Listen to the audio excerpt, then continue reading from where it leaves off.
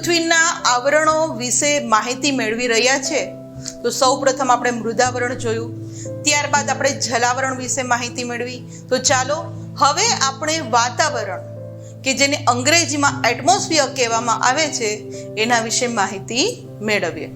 વિદ્યાર્થી મિત્રો, આપણી પૃથ્વીની ચારેય બાજુએ વીંટળાઈને આવેલા લગભગ કેટલા, તો કે 800 થી 1000 કિલોમીટર સુધી આપણા પૃથ્વીથી જેમ જેમ ઊંચાઈએ જઈએ, એટલે કેટલી ઊંચાઈએ, તો કે 800 થી 1000 કિલોમીટરની ઊંચાઈ સુધી વિવિધ વાયુઓના જે આવરણ આવેલા છે, આ આવરણને આપણે વાતાવરણ કહીએ છીએ. આ વાતાવરણ વિદ્યાર્થી મિત્રો એવું છે કે જેને નરી આંખે જોઈ શકાતું નથી. એટલે કે આપણે એને જે જલાવરણને જોઈ શકીએ, પાણીનો ભાગ જોઈ શકીએ, અડી શકીએ, મૃદાવરણને જોઈ શકીએ, અડી શકીએ, સ્પર્શ કરી શકીએ, પણ આ વાતાવરણને આપણે અનુભવ કરી શકીએ પણ એને નરી આંખે જોઈ શકાતું નથી. અને આ જ વાતાવરણની અંદર વિદ્યાર્થી મિત્રો વિવિધ વાયુઓ આવેલા છે. ત્યારબાદ પાણીની વરાળ, કારણ કે આપણે જલાવરણમાં વાત કરી હતી કે વિશાળ મહાસાગરો છે એની ઉપર સૂર્યની પ્રચંડ ગરમી પડે છે, જેને કારણે એ પાણી છે એની વરાળ થાય છે. તો આ વરાળ પાણીની ક્યાં જાય છે, તો કે વાતાવરણની અંદર પડે છે. અને આ ધીમે ધીમે વાતાવરણની અંદર ભેજ વધતો જાય છે અને આ ભેજ વાદળ સ્વરૂપ ધારણ કરે છે. એટલે કે આ વાતાવરણની અંદર વિવિધ વાયુઓ છે, પાણીની વરાળ છે, ધૂળના રજકણો કે એટલા બધી ઝીણા ઝીણા હોય કે આપણે નરી આંખે જોઈ પણ નથી શકતા. ઉલ્કા કણ હોય છે, ક્ષાર કણો હોય છે, અને સૂક્ષ્મ જીવો અને જંતુઓ જ્યાં આપણે નરી આંખે નથી જોઈ શકતા, દરેક વસ્તુઓ છે એ વાતાવરણની અંદર ભળેલી હોય છે. આ ઇમેજની અંદર જે આપણે પૃથ્વી સપાટી જોઈ રહ્યા છે કે ત્યારથી 800 થી 1000 કિલોમીટરની ઊંચાઈએ વિવિધ વાયુઓ આવેલા છે એ આપણે જોઈ શકીએ છીએ. આગળ વાત કરીએ વિદ્યાર્થી મિત્રો, તો આપણું જે વાતાવરણ છે એ વાતાવરણ છે એ રંગ, ગંધ અને સ્વાદ રહિત હોય છે, તેમજ પારદર્શક છે. કારણ કે આપણે વિદ્યાર્થી મિત્રો એમ કહેવામાં આવે છે કે આપણે હવાના દરિયામાં જીવીએ છીએ, પણ આ હવાનો દરિયો એટલે કે વાતાવરણ જે છે, વાયુ જે છે, એને કોઈ પ્રકારનો રંગ નથી, એને પોતાની ગંધ નથી, એને સ્વાદ નથી, અને એ પારદર્શક છે, જેના કારણે જ આપણે એકબીજાને જોઈ શકીએ છીએ. જો એ પારદર્શક ના હોત તો આપણે એમાં જોઈ શકત નહીં. અને આ વાતાવરણની અંદર વિદ્યાર્થી મિત્રો વાયુ, પ્રવાહી અને ઘન, આ ત્રણેય તત્વોનો સમાવેશ થાય છે. વિદ્યાર્થી મિત્રો, તમને એમ થતું હશે કે વાયુ, પ્રવાહી, ઘન કઈ રીતે? તો વાયુ એટલે જે કાંઈ ઓક્સિજન, નાઇટ્રોજન, કાર્બન ડાયોક્સાઇડ છે, બધા વાયુ સ્વરૂપે છે. આપણા વાતાવરણની અંદર ભેજ રહેલો છે, પાણીની વરાળ છે, એ પ્રવાહી સ્વરૂપ છે. અને આ જ વાતાવરણની અંદર જે ધૂળના રજકણો છે, સૂક્ષ્મ જીવજંતુઓ છે, આ બધા ઘન તત્વો છે. એટલે કહી શકાય કે આપણા વાતાવરણની અંદર આ ત્રણેય તત્વોનો વાયુ, પ્રવાહી અને ઘન તત્વોનો સમાવેશ થાય છે. અને તેમાં આવેલા વિવિધ વાયુઓ જે છે એની અંદર nitrogen, oxygen, argon, carbon dioxide, ozone, આ બધા જ મુખ્ય વાયુઓ છે. અને પૃથ્વી સપાટી છે એ વિદ્યાર્થી મિત્રો નજીકનું વાતાવરણ એકદમ ઘટ સ્વરૂપે જોવા મળે છે. કારણ કે અલગ અલગ વાયુઓ છે આપણા વાતાવરણમાં, પણ પૃથ્વીની જેમ નજીકની સપાટી હોય ત્યાં વાયુઓ વધારે જોવા મળે છે. જ્યારે આપણે વિદ્યાર્થી મિત્રો પૃથ્વી સપાટીથી જેમ જેમ ઊંચે જતા જઈએ તેમ તેમ વાયુઓનું પ્રમાણ છે ઘટતું જાય છે અને ત્યાં હવા પાતળી થતી જાય છે. આપણે ઘણીવાર એવું સાંભળ્યું છે કે પહાડ ઉપર ચડતા જે પર્વતારોહકો છે પોતાની સાથે ઓક્સિજનના બાટલા લઈ જાય છે. માઉન્ટ એવરેસ્ટ ને એવા ઊંચા શિખરો જે સર કરતા હોય છે, આવા પર્વતારોહકો છે એ પોતાની સાથે ઓક્સિજનના બાટલા રાખે. શા માટે? કારણ કે જેમ જેમ ઊંચાઈએ જઈએ પૃથ્વીથી એમ એમ હવા પાતળી થાય છે અને ઓક્સિજનનું પ્રમાણ ઘટતું જાય છે, માટે જ એ લોકો ઓક્સિજનના બાટલા સાથે રાખતા હોય છે.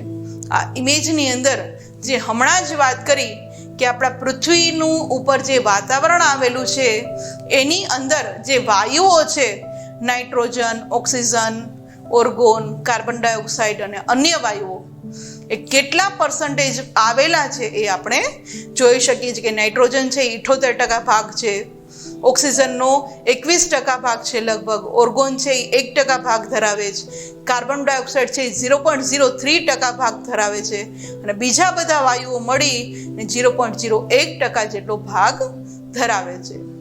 ત્યારબાદ વાત કરીએ વિદ્યાર્થી મિત્રો તો આપણી પૃથ્વી સપાટીથી જેમ જેમ ઊંચે જઈએ તેમ તેમ વાતાવરણમાં મોટા ભાગના વાયુઓ જે છે એનું પ્રમાણ ઘટતું જાય છે. હમણાં જ આપણે વાત કરી કે જેમ જેમ ઊંચે જઈએ એમ હવા પાતળી થાય છે અને પૃથ્વી સપાટીની નજીક રહીએ તો ત્યાં વાતાવરણ ઘટ જોવા મળે છે. હવે કયા વાયુઓ છે કેટલી ઊંચાઈ સુધી આપણને જોવા મળે છે તો કે કાર્બન ડાયોક્સાઇડ છે એ પૃથ્વી સપાટીથી 20 કિલોમીટરની ઊંચાઈ પછી એનું પ્રમાણ ઘટે છે. ઓક્સિજન છે એ વિદ્યાર્થી મિત્રો આશરે 110 કિલોમીટરની ઊંચાઈ પછી એનું પ્રમાણ ઘટે છે અને નાઇટ્રોજન છે એ આશરે 130 કિલોમીટરની ઊંચાઈ પછી ઓછો થતો જોવા મળે છે. તો ખાસ વિદ્યાર્થી મિત્રો યાદ રાખશું, કાર્બન ડાયોક્સાઇડ 20 કિલોમીટર પછી, ઓક્સિજન આશરે 110 કિલોમીટર પછી અને નાઇટ્રોજન આશરે 130 કિલોમીટર પછી ઓછો થતો જાય છે. અને વિદ્યાર્થી મિત્રો ખૂબ ઊંચાઈએ જઈએ ત્યારે હાઇડ્રોજન અને હિલિયમ કે જે એકદમ હલકા વાયુઓ આપણે કહીએ છીએ, આ હાઇડ્રોજન અને હિલિયમ છે એકદમ હલકા વાયુઓ ત્યાં જોવા મળે છે. આ ઇમેજની અંદર પૃથ્વી સપાટીથી જે ધીમે ધીમે વાયુઓનું પ્રમાણ ઘટતું જાય છે આ ઇમેજમાં આપણે જોઈ શકીએ છીએ. ત્યારબાદ વાત કરીએ વિદ્યાર્થી મિત્રો તો આપણું જે વાતાવરણ છે આ વાતાવરણમાં ઓઝોન વાયુનું પ્રમાણ ખૂબ ઓછું હોય છે, એટલે ઓઝોન છે એ ખૂબ ઓછો જોવા મળે છે. અને આ ઓઝોન વાયુ છે વિદ્યાર્થી મિત્રો એ સૂર્યના વિજ્ઞાનની અંદર તમે શીખી ચૂક્યા હશો કે આપણો ઓઝોન વાયુ છે એ ખૂબ જ મહત્વનો છે. શા માટે? કારણ કે આ ઓઝોન વાયુ છે એ સૂર્યના જે જલદ પારજાંબલી કિરણો છે એનું શોષણ કરી લે છે અને ત્યાર પછી જ આ કિરણોને પૃથ્વી સપાટી ઉપર આવવા દે છે. એટલે કે પૃથ્વી જે છે એને સૂર્યની પ્રચંડ ગરમીથી બચાવવાનું કામ કોણ કરે છે તો કે ઓઝોન વાયુ. કે ઓઝોન વાયુનું એક આખું સ્તર રહેલું છે આપણા પૃથ્વીના વાતાવરણમાં. આ સ્તરમાંથી સૂર્યના કિરણો પસાર થાય છે ત્યારે એની પ્રચંડ ગરમી જે છે એ શોષી લે છે અને ત્યારબાદ પૃથ્વી ઉપર સૂર્યના કિરણો આવે છે, એટલે કે ઓછી ગરમી આપણને લાગે છે. અને આ ઓઝોન વાયુની વાત કરીએ વિદ્યાર્થી મિત્રો તો આપણને પૃથ્વી ઉપર ક્યારે જોવા મળે છે તો કે આપણે જ્યારે વહેલી સવારે એટલે સવારે 5 થી 7ના સમયગાળામાં વહેલી સવારે ખુલ્લા મેદાનમાં વિદ્યાર્થી મિત્રો કે સમુદ્ર કિનારે આપણે જઈએ વહેલી સવારે ત્યારે ત્યાંની હવામાં આ ઓઝોન વાયુનું પ્રમાણ આપણને વધારે જોવા મળે છે. એટલે જ વિદ્યાર્થી મિત્રો આપણે સવારમાં વહેલી સવારે શું કામ ચાલવા જઈએ છીએ? કારણ કે ઓઝોન વાયુ છે એ સ્વાસ્થ્યવર્ધક વાયુ છે, આપણા સ્વાસ્થ્ય માટે ખૂબ સારો છે. એટલે વહેલી સવારે આ વાયુ આપણને ખુલ્લા મેદાનમાં સમુદ્ર કિનારે વધારે મળે છે, જેથી લોકો શું કરે છે કે આવા જે સ્થળ છે, ખુલ્લું મેદાન છે, સમુદ્ર કિનારો છે, ત્યાં વહેલી સવારે ચાલવા માટે જાય છે કે જેથી એનું સ્વાસ્થ્ય સારું રહે. આ ઇમેજની અંદર વહેલી સવારે જે આપણે સમુદ્ર કિનારે ઓઝોન વાયુનો અનુભવ થાય છે આપણા સ્વાસ્થ્ય માટે જે સારો છે એ ઇમેજમાં જોઈ શકીએ છીએ. આગળ વાત કરીએ વિદ્યાર્થી મિત્રો તો વાતાવરણની અંદર વાયુઓ વિવિધ રહેલા છે એ જ રીતે વિવિધ રજકણો આવેલા છે અને આ રજકણોના લીધે જ આપણી પૃથ્વી ઉપર સૂર્યપ્રકાશ રેલાતો જોવા મળે છે. એવું નથી થતું કે જેવો સૂર્યોદય થાય એટલે એકાએક પ્રકાશ ફેલાઈ જાય અને સૂર્યાસ્ત થાય એટલે એકાએક આપણને અંધારું થાય. શું કામ? કારણ કે રજકણોને લીધે સૂર્યપ્રકાશથી રેલાતો જોવા મળે છે અને જેના કારણે જ એકાએક અંધારું કે એકાએક અજવાળું પૃથ્વી ઉપર થતું નથી.